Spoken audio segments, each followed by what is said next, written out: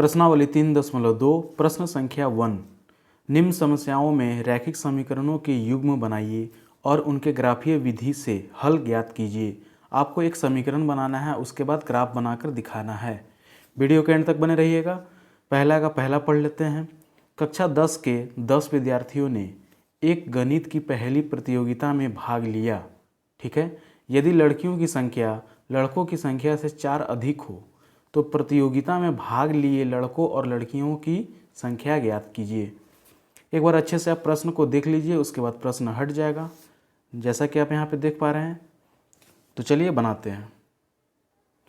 तो बच्चों, प्रश्न बनाने से पहले आपको ये 3 चीज़ें आपको जानना जरूरी है, तभी आपसे प्रश्न बन पाएगा। चलिए देख लेते हैं। देखो, इसमें पहले क्या जानना होगा हमें, A1/A2 बराबर B1/B2 बराबर C1/C2। अगर इस टाइप में आपका समीकरण आ रहा है हल करने के बाद, अब A1 A2 B1 B2 C1 C2 क्या होता है ये आगे मैं बताऊंगा। बस फिलहाल के लिए आप इतना याद रखिए कि अगर ये तीनों इक्वल आता है तो उसका रेखा यानी ग्राफ कैसा बनेगा, समपाती रेखा। ठीक है। और समपाती रेखा कैसा होता है, ऐसा। इसी के ऊपर आपका रेखा बनते चला जाएगा। ठीक है। अगर कोई ग्राफ समपाती रेखा होता है तो उसके अनेक हल होते हैं, और जो इसका अनेक हल होते हैं यानी जिसका हल होता है वो होता है संगत। 3 चीज़ याद रखना है। तीनों बराबर आ रहा है तो उसका ग्राफ समपाती रेखा बनेगा, साथ ही साथ इसके अनेक हल होंगे और जिसके हल होते हैं वो क्या होते हैं, संगत।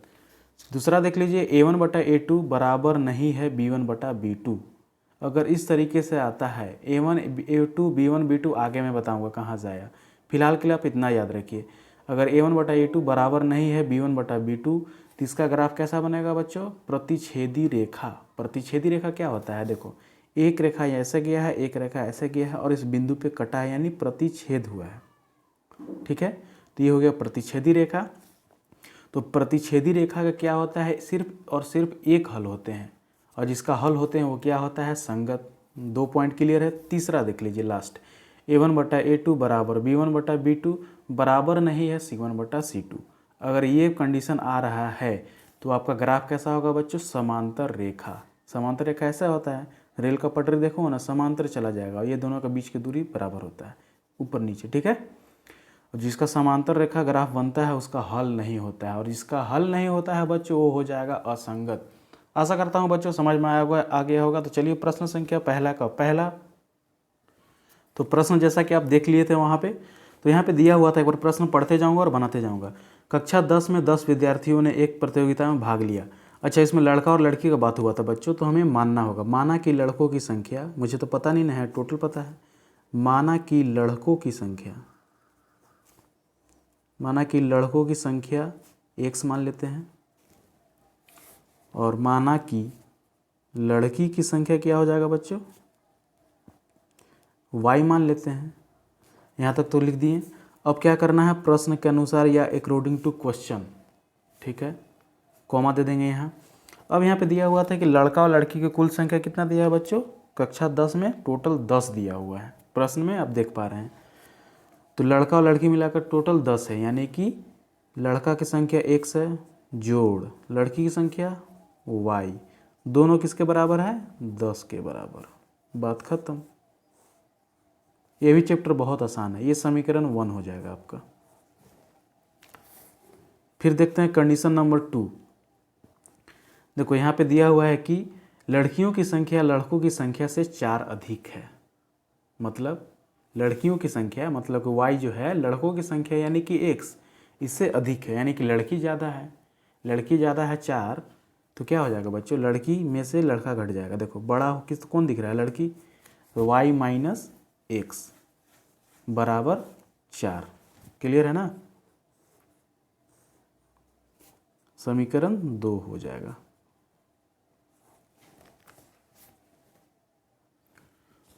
तो बच्चों जैसा कि आप यहाँ पे देख पा रहे हैं कि यहाँ तक मैंने क्या किया, समीकरण 1 और समीकरण 2 ले आया। उसके बाद क्या करना है बच्चों, समीकरण 1 और 2 को लिख देना है और एक बॉक्स बना लेना है, जैसा कि पिछले वाले चैप्टर में करते थे।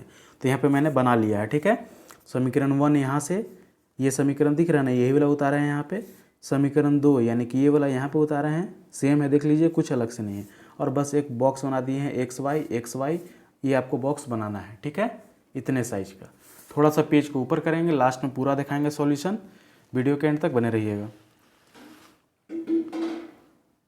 चलिए बच्चों, अब समीकरण को सॉल्व कैसे किया जाता है पिछला वाला चैप्टर में बताया था मैंने, यहाँ भी बताऊंगा, ठीक है। अब देखो ध्यान कैसे देना है। समीकरण 1 में आपको कोई ऐसा वैल्यू रखना है, मान, ठीक है ना। मान ऐसा रखना है जिससे कि समीकरण आसानी से कट छट जाए, पॉइंट्स पॉइंट में नहीं आए, ठीक है। कटेगा, अच्छा नंबर रहेगा, कट जाएगा तो आसानी से ग्राफ बना भी लेंगे। उठपटांग नंबर नहीं मानना है। तो चलिए सबसे पहले क्या मान लेंगे, मान के चलो 0 मानोगे तो 10 आ जाएगा XY।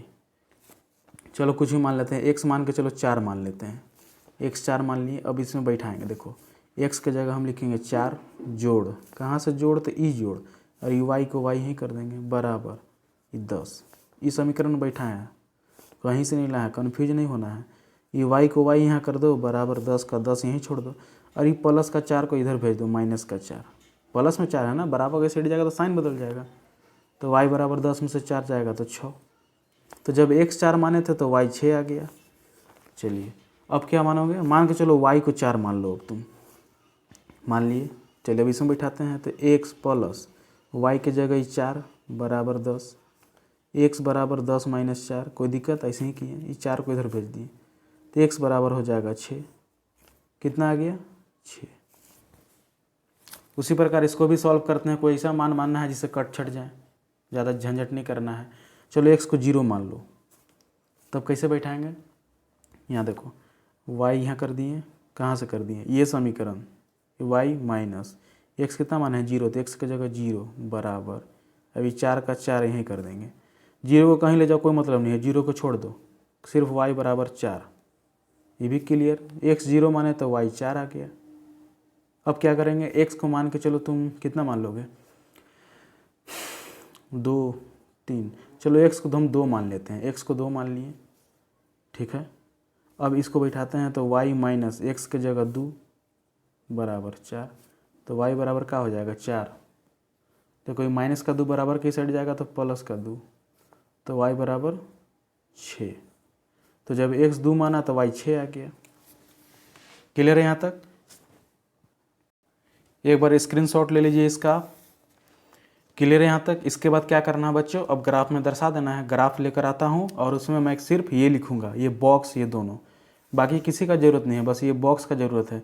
समीकरण 1 वाला ये बॉक्स और समीकरण 2 वाला ये बॉक्स लिख कर और ग्राफ दिखा देता हूँ। तो चलिए दिखा देते हैं। तो ये रहा बच्चों आप लोगों के पास ग्राफ। अब इस ग्राफ को समझ लीजिए एक बार। देखो ग्राफ क्या होता है, इस समीकरण 1 वाला बॉक्स जो आया था उसको लिखे हैं, और समीकरण 2 वाला जो बॉक्स आया था उसको लिखे हैं, अलग से कुछ नहीं लिखे हैं। ये दोनों क्लियर है। अब इस ग्राफ को समझ लीजिए एक बार। ये ग्राफ होता है, ये एक्स लाइन होता है, ये वाई लाइन होता है, ठीक है। इधर माइनस होता है, इधर भी माइनस होता है, इधर प्लस होता है, इधर प्लस होता है, बीच वाला 0 होता है। क्लियर है यहाँ तक। इसके बाद क्या समझना है, थोड़ा जूम करके समझा देते हैं। देखो बच्चों, जूम किया हूँ मैं समझाने के लिए। देखो ये सेंटर पॉइंट होता है, सेंटर पॉइंट से आपको जाना है यहाँ तक।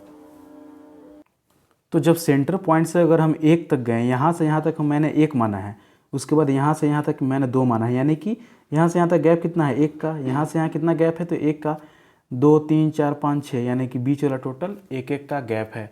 10 भी मान सकते हैं, 100 भी मान सकते हैं, लाख भी मान सकते हैं, करोड़ भी मान सकते हैं, 2 करोड़ भी मान सकते हैं, कुछ भी मान सकते हैं। बस ध्यान क्या देना है, जब यहाँ से यहाँ अगर हम 1 माने हैं, सब में वही गैप है, ध्यान दीजिएगा। यहाँ से यहाँ भी 1 है, यहाँ से यहाँ भी, यहाँ से यहाँ भी, ठीक है। इसको समझ लीजिएगा तो सब समझ में आ जाएगा। तो जब यहाँ से यहाँ जब 1 माने हैं और यहाँ से यहाँ टोटल लाइन कितना है, 1 2 3 4 5 6 7 8 9 10, टोटल 10 लाइन है, ठीक है। यानी कि 5 लाइन कितने के बराबर हो जाएगा, 0.5, यानी 1 का आधा, 5 लाइन आधा के बराबर हो जाएगा, और ये 5 लाइन आधा के बराबर, यानी कि 0.5 1 होता है। क्लियर है। अगर यहाँ से यहाँ बोलेंगे तो कितना हो जाएगा, 1.5, फिर 2, फिर 2.5। समझ में आ गया। ग्राफ देखिए डायरेक्ट। चलिए ग्राफ देख लीजिए एक बार। चलिए समीकरण 1 को पहले सॉल्व करेंगे। देखो समीकरण 1, ये उंगली दिख रहा है, x पहले लेना है 4 और y लेना है 6। चलो x अक्ष हमारा ये है, प्लस का 4 लेना है। 4 कहाँ दिख रहा है आपको, यहाँ। चलिए इस बिंदु पे हो गया। y कितना लेना है, 6 लेना है, प्लस का 6, y दिख रहा है ना, नीचे तो नहीं आएंगे, ये माइनस है ना, प्लस वाला। y कितना लेना है बच्चों, यहाँ देखो 6।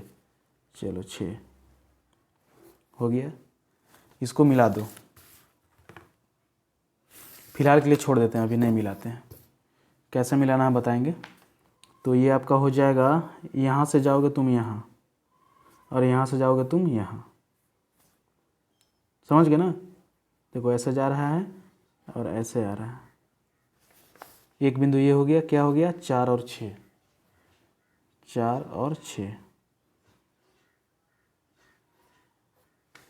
चलो दूसरा देखो, x लेना है 6, x लेना है 6, x हमारा ये है, x लेना है 6, y लेना है 4 और y लेना है 4, ये दिख रहे हो। तो यहाँ से अगर तुम यहाँ जाओ और यहाँ से यहाँ, यानी कि इस बिंदु पे, तो ये हो जाएगा 4 और ये हो जाएगा 6। अब इस दोनों बिंदु को मिला देना है। चलो मिला देते हैं। कोई दिक्कत है? कोई दिक्कत नहीं है, मिल गया। चलो समीकरण 2, अब इसका काम खत्म। इसको देखते हैं। x लेना है 0, y लेना है 4। देखो x और y के लिए 0 तो यहाँ होता है, 0 ये हो गया। y कितना लेना है, 4, यानी कि y यहाँ पे आ जाएगा 4। ठीक है। x लेना है 2, y लेना है 6। x लेना है 2 और y लेना है 6, ये लेना है ना। तो यहाँ से जाओगे ऐसे ऊपर और यहाँ से आ जाओगे यहाँ।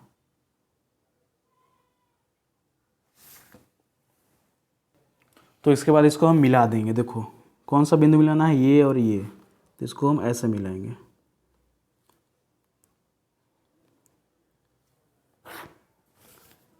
ये थोड़ा सा ऐसे हो जाएगा बच्चों, ये ऊपर जाएगा। देखो इस बिंदु पे कट रहा है, कट रहा है ना। तो इसका आपका हो जाएगा 0 और 4, ये था 0 और 4, और ये था आपका 2 और 6। तो आशा करता हूँ बच्चों यहाँ तक क्लियर होगा। चलिए प्रश्न संख्या 2 देख लेते हैं। पहला का दूसरा, 5 पेंसिल तथा 7 कलम का कुल मूल्य 50 रुपया है, जबकि 7 पेंसिल तथा 5 कलमों का कुल मूल्य 46 रुपया है। एक पेंसिल का मूल्य तथा एक कलम का मूल्य ज्ञात कीजिए। इसको भी समीकरण बनाना है और ग्राफ में दर्शाना है, जैसा कि देख पा रहे हैं। तो दूसरा का स्क्रीनशॉट ले लीजिए, प्रश्न हट जाएगा फिर। ठीक है, तो चलिए सॉल्यूशन बनाते हैं अब इसका। तो बच्चों यहाँ पे भी करना होगा। माना कि एक पेंसिल का मूल्य और एक कलम का मूल्य XY मान लेते हैं और 2 कंडीशन बना लेंगे। तो चलिए लिख लेते हैं। तो यहाँ पे हो जाएगा, माना कि एक पेंसिल का मूल्य, एक पेंसिल का मूल्य क्या मान ले, X रुपया। फिर माना कि एक कलम का मूल्य Y रुपया मान लेते हैं। ठीक है बच्चों। उसके बाद कंडीशन 1 यानी कि शर्त 1 दिया हुआ था। शर्त 1 में था कि 5 पेंसिल तथा 7 कलम का कुल मूल्य 50 रुपया। और जब एक पेंसिल का मूल्य X रुपया, तो 5 पेंसिल का मूल्य 5 गुना X रुपया। एक लड्डू का दाम 2 रुपया, तो 2 लड्डू का दाम 2 दूना 4, गुना कर देते हैं। तो यहाँ पे हो जाएगा, एक पेंसिल का दाम X रुपया, तो 5 पेंसिल का दाम 5 गुना X यानी कि 5X, प्लस एक कलम का मूल्य 7 रुपया। एक कलम का मूल्य एक कलम का मूल्य अगर Y रुपया दिया हुआ है, तो 7 कलम का मूल्य कितना हो जाएगा, 7 गुना Y यानी कि 7Y। टोटल इतना रुपया हो जाएगा। ये किसके बराबर हो जाएगा, 50 रुपया के बराबर, जो कि 50 रुपया में खरीदा था। समीकरण 1।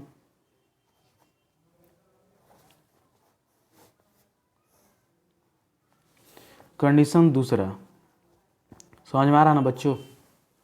समीकरण 2 में क्या बोला गया है, देखो 7 पेंसिल तो 5 कलम का मूल्य 46 रुपया। 7 पेंसिल, एक पेंसिल का दाम X रुपया, तो 7 पेंसिल का दाम 7 गुना X यानी कि 7X, जोड़ एक कलम का दाम Y रुपया, तो 5 कलम का दाम 5Y रुपया, 5 गुना Y, बराबर कितना में टोटल खरीदा है, ये भी रुपया है, इतना खर्चा हो गया और टोटल खर्चा कितना हुआ है, 46 रुपया। ऐसे बराबर करना, समीकरण ऐसे ही बनता है। ये हो जाएगा समीकरण 2। अब इसको क्या करना है बच्चों, समीकरण 1 और समीकरण 2 को ऐसे लिख देना है। तो यहाँ पे मैंने लिख दिया है, एक बार आप देख लीजिए अच्छे से। यहाँ पे मैंने लिख दिया हूँ, समीकरण 1 और समीकरण 2 को अच्छे तरीके से लिख दिया हूँ। यहाँ पे XY आपको बनाना होगा, XY बनाना होगा जैसा कि पिछला प्रश्न में किए थे। ठीक है, बन गया। अब इसके बाद क्या करना है, XY का वैल्यू निकालना है। ऊपर कर लेते हैं, लास्ट में दिखाऊंगा। चलो कैसे निकालना है, कोई ऐसा वैल्यू मानना है इसमें कि XY का वैल्यू आराम से आ जाए अच्छे से। क्या मानोगे, चलो Y बराबर तुम 0 मान लो। Y 0 मान लिए तो क्या हो जाएगा, 5X यहाँ से उतारना है ना, जोड़ 7 गुना Y का मान 0 बराबर 50। देखो 5X प्लस 7 0 0 बराबर 50। जीरो कहीं ले जाओ कोई मतलब नहीं है। 5x बराबर सीधा 50, 5 दही का 50। अगर y 0 माने तो x 10 आ गया। चलो x को कुछ अब x मान लेते हैं, 5 3 15, मान के चलो x 3 मान लेते हैं, ठीक है। कुछ ही मान सकते हैं, बस कटना चाहिए, आराम होगा, आसानी से बनेगा। वैसे x अगर हम 3 मान लिए तो 3 बैठाते हैं यहाँ पे, तो 5 गुना x की जगह 3 प्लस 7y का 7y प्लस बराबर ही 50। समझ में आ रहा ना, इसमें बैठा रहे हैं। 5 3 15 प्लस 7y बराबर 50। यहाँ पे हो जाएगा 7y बराबर 50, ये प्लस का 15 अब इधर जाएगा तो माइनस का 15। 7y बराबर कितना हो जाएगा 35, 5 40, 10, 7 5 35। तो y का वैल्यू कितना आ गया 5 आ गया। क्लियर है।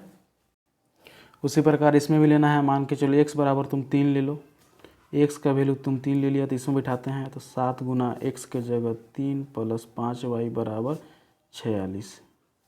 यहाँ लिखते हैं 5y हो जाता है 46, 7 या 21 प्लस में तो इधर जाएगा माइनस में, तो 5y बराबर 5 और 1 6, 2 2 4, 5 25, यानी y कितना आ गया तो 5।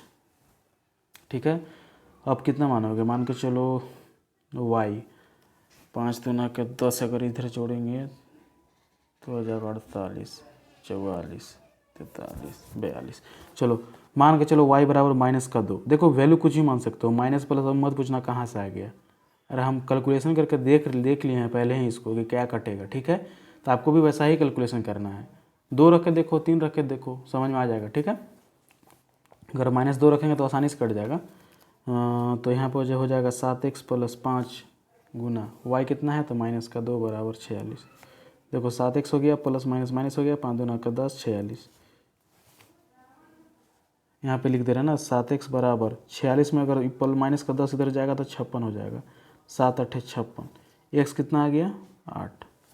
यहाँ तक क्लियर है बच्चों। समीकरण 1 और समीकरण 2 आ गया। एक बार अच्छे से देख लीजिए आप, एक बार स्क्रीनशॉट ले लीजिए इसका आप। इसके बाद क्या करना है, इस बॉक्स को ग्राफ में लिख देना है और ग्राफ में दर्शा देना है। वीडियो के एंड तक बने रहिएगा बच्चों, 1 मिनट। तो बच्चों यहाँ पे आप देख सकते हैं समीकरण 1 को यहाँ पे लिख दिया हूँ, समीकरण 2 को यहाँ पे लिख दिया हूँ। जल्दी से बनाते हैं नहीं तो वीडियो ज़्यादा लंबा हो जाएगा बच्चों। चलो x लेना है 10, y लेना है 0। y के लिए 0 तो हमेशा x, y के लिए 0 यहीं पे आएगा, और x लेना है 10, 10 10 यानी कि यहाँ, बस बात ख़त्म। x लेना है 3 3 3। देखो अच्छा ग्राफ को समझाना भूल गए ना, फिर से देख लो, पहले ग्राफ ही समझ लो। देखो यहाँ से यहाँ 2 माने हैं, टोटल 10 लाइन है। टोटल यहाँ से यहाँ 10 लाइन है, यहाँ से यहाँ 2 माने हैं। 5 लाइन कितने के बराबर है तो 1 के बराबर, यानी कि आधा 1 के बराबर और आधा 1 के बराबर, 1 1 2। क्लियर है।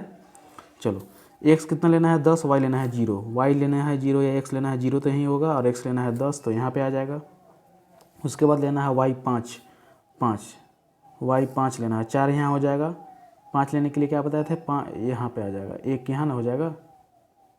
5 लाइन 1 के बराबर बोले थे ना अभी, 5 लाइन 1 के बराबर, तो 5 यहाँ पे आ जाएगा y, और x कितना आ जाएगा 3, 3 आपका यहाँ पे, तो ये ऊपर जाएगा आपका यहाँ पे इस बिंदु पे। देखो ऐसे आ जाएगा, ऐसे यहाँ पे हो गया 3 और 5, ठीक है। और ये हो जाएगा आपका 10 और 0। क्लियर है। चलो दूसरा देख लो। दूसरा लेना है x 3 लेना है, x ये है तो x 3 लेना है, यानी कि 3 आपका यहाँ पे आ जाएगा। और y कितना लेना है 5, 5 के लिए आपका यहाँ देखो इसी बिंदु पे आ रहा है 3 5, 3 5 ये भी था, 3 5 ये भी है। चलो x लेना है 8, x लेना है 8 यहाँ पे आ जाएंगे। y लेना है -2, y लेना है -2। अच्छा y लेना है -2 ना, तो 2 आपका यहाँ पे आ जाएगा। देखो -2 ये है और 8 ये है, तो ऐसे नीचे आओगे यहाँ पे और ऐसे यहाँ पे जाओगे तो इस बिंदु पे, तो यहाँ पे हो जाएगा -2 और 8। क्लियर बच्चों। चलो मिला दो इसको।